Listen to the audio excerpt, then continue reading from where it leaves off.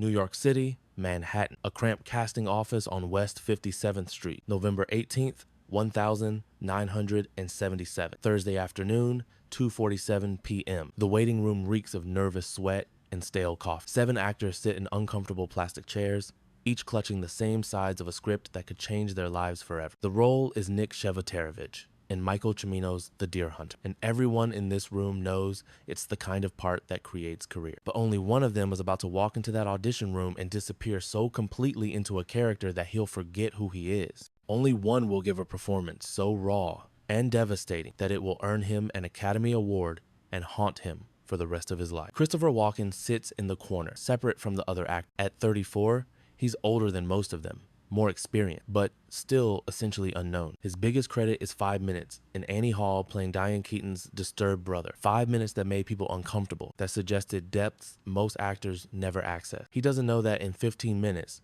he'll give the audition that defines method acting for a generation. He doesn't know that Michael Cimino will push him so far beyond his limits that he'll need months of therapy to find his way back to himself. He doesn't know that this role will make him famous and nearly destroy him at the same time. The story begins 3 months earlier, when Michael Cimino first reads the script for The Deer Hunter. The director sees something different from what others see. Where most people read a war story, Cimino sees a psychological study. Where others see action and adventure, he sees trauma and transformation. The character of Nick is crucial to his vision. A sensitive young man from a Pennsylvania steel town who goes to Vietnam with his 2 best friends. The war doesn't just change him, it breaks him completely. By the end of the film, he's playing Russian roulette in the back rooms of Saigon, addicted to the adrenaline of near death, unable to remember who he used to be. Finding the right actor becomes Cimino's obsession. He needs someone capable of portraying genuine innocence and devastating madness. Someone who can make audiences believe in both the boy who went to war and the broken man who came back.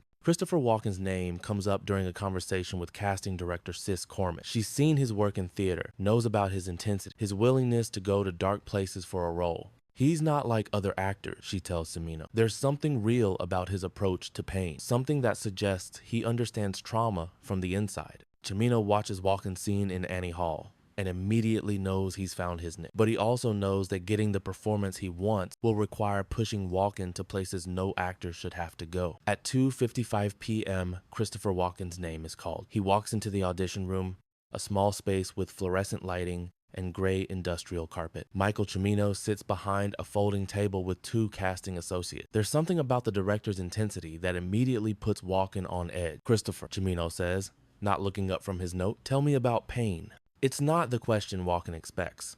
Most auditions begin with small talk, discussion of the role, maybe a request to read from the script, but Cimino's approach is different. He wants to know who Christopher Walken is before he sees what Christopher Walken can do. "What kind of pain?" Walken asks. "The kind that changes you. The kind that makes you someone else entirely." Christopher Walken sits in the chair across from Cimino and considers the question.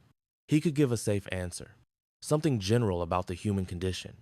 But something about this director demands honesty. "When I was 12, he begins, "my father lost his job at the bakery. We had no money for 3 months. I watched him disappear piece by piece, watched him become someone I didn't recognize. That's when I learned that circumstances can erase who you are." Cimino looks up for the first time. "Good. Now show me that disappearance." What happens next is unlike any audition in Hollywood history. Instead of asking Walken to read from the script, Cimino asks him to create a moment, to become a person whose identity is being systematically destroyed. Christopher Walken doesn't perform the scene. He becomes it. Without any script, without any preparation, he creates a character. A young man talking to his best friend before going to war, but underneath the conversation is the terrible knowledge that everything is about to change. "I'm scared, Mike," he says, speaking to an imaginary character, but his voice carries weight that goes beyond the moment. Not of dying, of coming back different, of losing the part of me that makes life worth living. The words aren't in any script. They're coming from somewhere deeper, somewhere real. Cimino and his associates watch as Christopher Walken accesses something authentic and devastating. But he's not finished. Without any prompting, he transitions into a different moment. Now he's Nick after the war. Now he's the broken version. The transformation is so complete, so total, that it's genuinely unsettling to witness. His posture changes, His breathing becomes shallow and irregular. His eyes develop a distant, haunted quality that suggests he's seeing things nobody else can see. When he speaks, it's in fragments, incomplete thoughts, the verbal patterns of someone whose mind has been shattered and poorly reassembled. "The game," he whispers, and somehow those two words contain the entire arc of the character.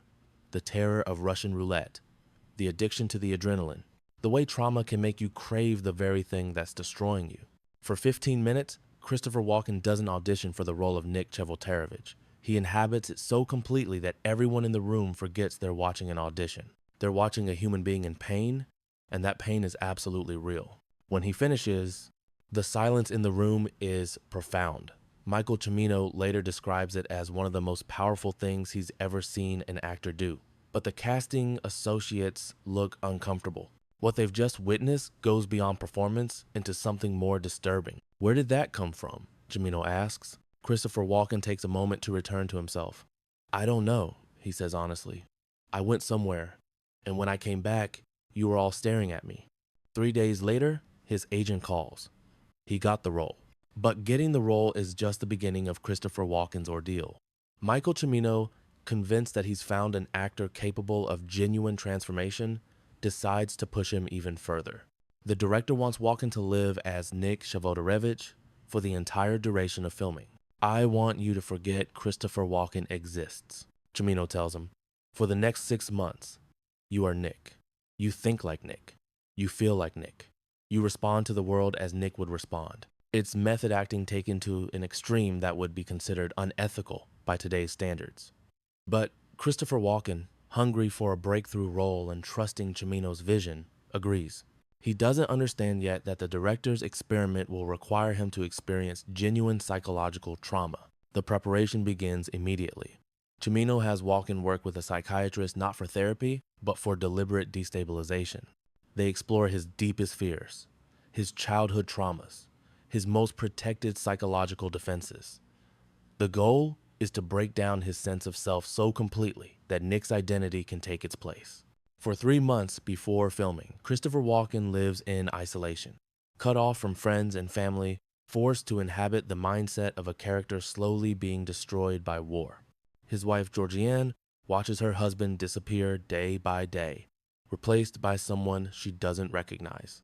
When filming begins, the Russian roulette scenes become exercises in genuine terror. Even though they're using a prop gun, Cimino doesn't tell Walken when they're going to film these sequences. He wants the confusion and fear to be real.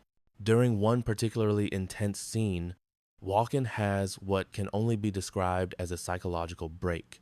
He starts speaking as if he's actually Nick, as if the other actors are really his friends from Pennsylvania, as if the entire experience is somehow real. It takes 20 minutes to convince him where he is and what's happening. But from this breakdown comes the performance that wins Christopher Walken an Academy Award. His portrayal of Nick's psychological destruction is so authentic because, in many ways, it is authentic. He doesn't perform madness, he experiences it. When filming wraps, the real challenge begins, finding his way back to being Christopher Walken. Cimino's experiment has worked too well. The actor has become so identified with his character that he's not sure where Nick ends, and he begins. It takes months of actual therapy to reclaim his own identity. Not the destructive kind Cimino arranged, but genuine healing. Walken has to learn how to be himself again, how to separate his own emotions from the character's trauma. "It was like coming back from the dead," he later says. "For 6 months, I wasn't me. I was someone else entirely, and that person was in incredible pain." At the Academy Awards ceremony in April 1979, Christopher Walken wins the Oscar for Best Supporting Actor. When he takes the stage to accept the award, he's visibly shaking, not from excitement, but from the lingering effects of what he went through to earn this recognition. "I want to thank Michael Cimino for pushing me further than I thought I could go," he says. "And I want to thank my wife for bringing me back." But in interviews years later, Walken is more honest about the cost of his method. "I disappeared for 6 months," he admits. "Christopher Walken stopped existing, and someone else took his place.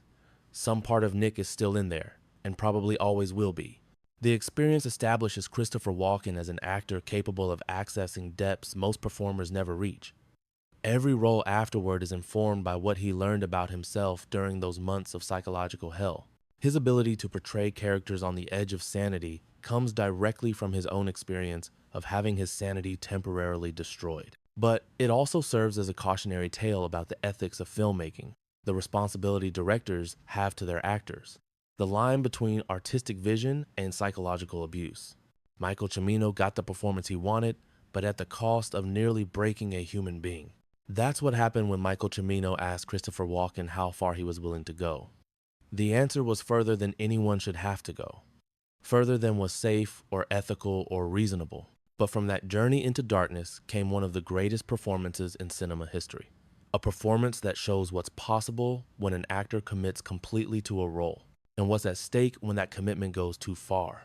15 minutes changed Christopher Walken's life forever, not just because he got the role, but because he learned something about himself that he can never unlearn. He discovered that he's capable of disappearing completely into another person's pain. That's both his greatest gift as an actor and his most dangerous weapon. The question he still asks himself, more than 40 years later, is whether the art was worth the price.